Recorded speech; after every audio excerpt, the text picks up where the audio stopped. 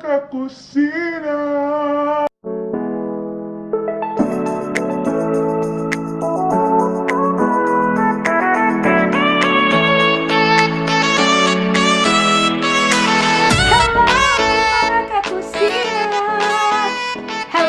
Welcome back to my channel. So today I'll be sharing with you my own recipe of salmon bone sinigang. Are you ready? And here are our ingredients. We have here the string beans, have garlic, onion, fresh tomatoes, morning glory, lime, salmon bones. We have our sinigang sa sampalok mix original. We have here our salt and pepper. Okay, so first step, let's get our salmon here. Okay. Put some pepper.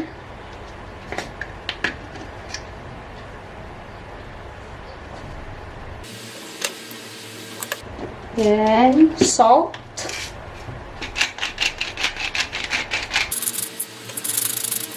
then squeeze some limes.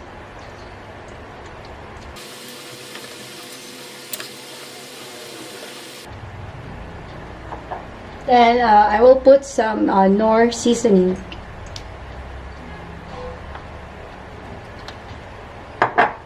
Then massage. Then we will just leave it like 5 minutes, guys. Let's marinate it for 5 minutes. Okay, guys, so let's prepare our stove. So let's wait for our wok to be hot. It's ready. Okay, so I will just put 2 tablespoons of olive oil. So let's just wait for our oil to be hot. I'll be putting the salmon bone.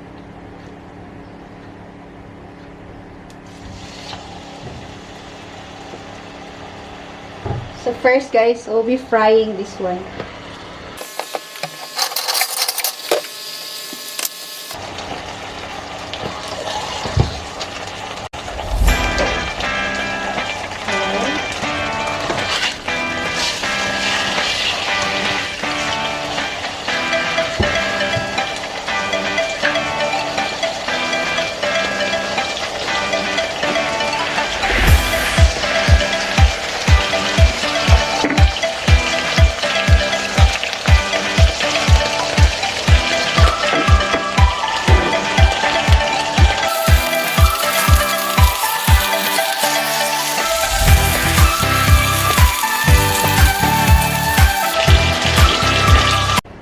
Here we are, guys. So the next step is we are going to saute our onion.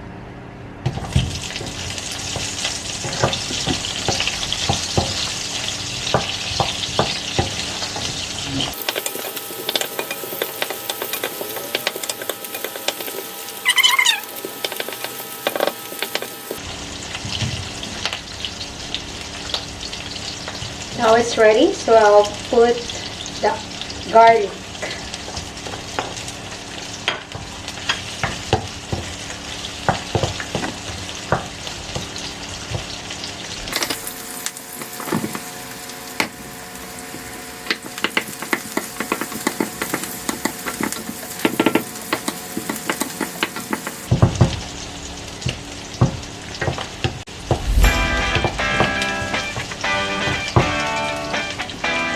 Then I will put our tomato.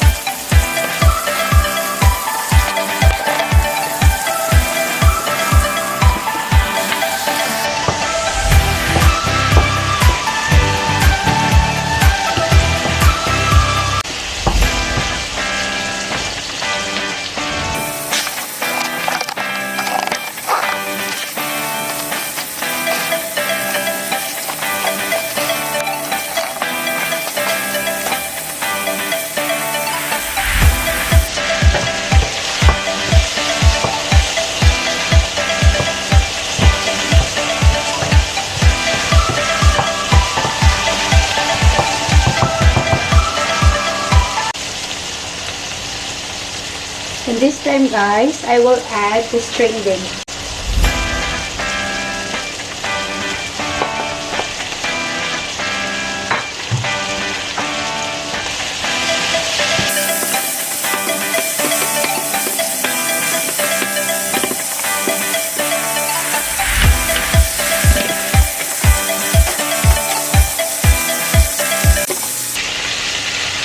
And I will add 2 cups of water.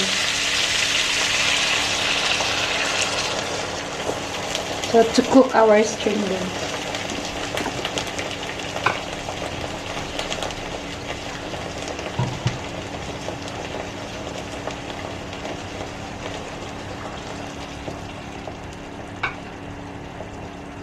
So let it boil first. So guys, let's check our string beans if it's already cooked.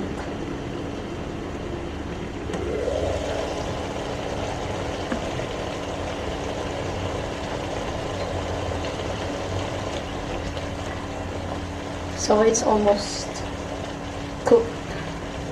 So now let's add more water.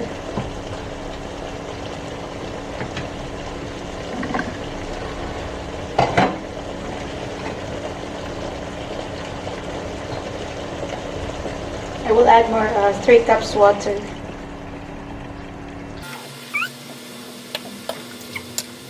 So let's wait for it to boil. So this time guys, it's really boiling. Let's check again our string beans.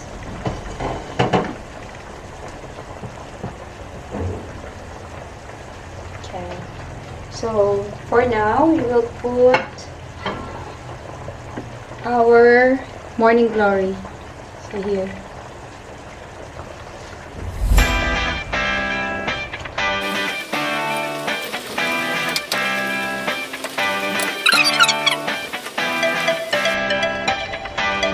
So I'm just adding guys hot water.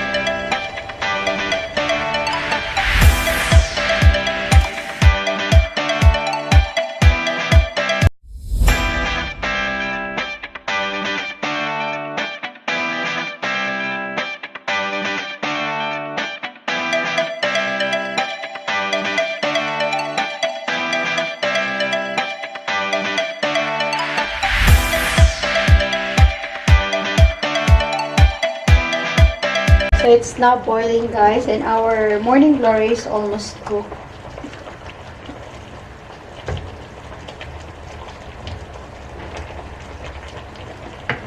There.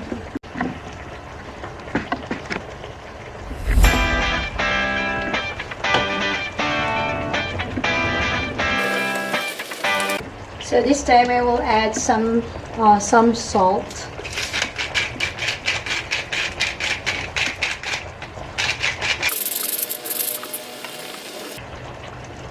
So because our morning glory is almost cooked, I can now add the Nor Sinigang mix. So this will make our soup sour.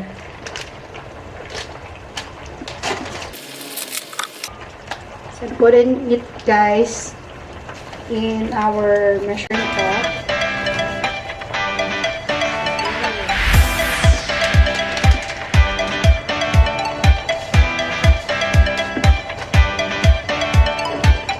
Then I'll be putting some soup from here.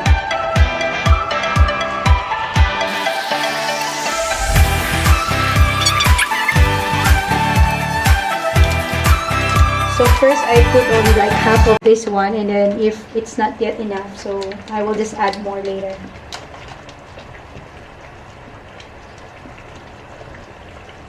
So guys, if gusto nyo yung maasim talaga, you can add more of this sinigang mix.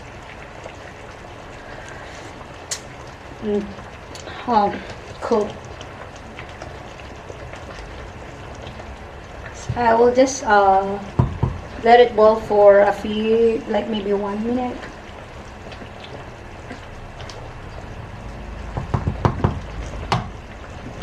To make sure that the stem of the morning glory is well cooked.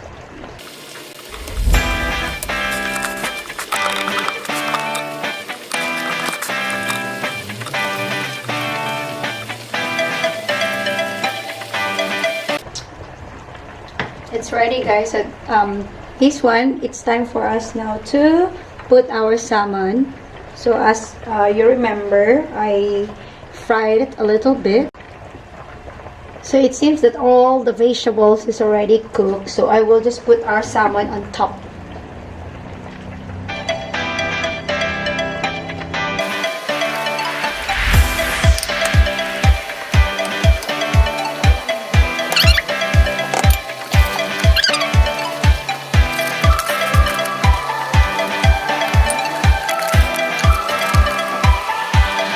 So we can add more pepper on top.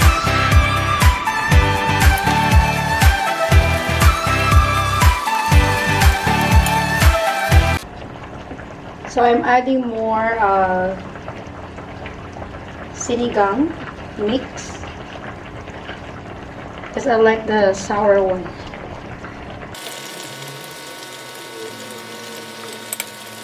This is now, guys, my salmon bone sinigang.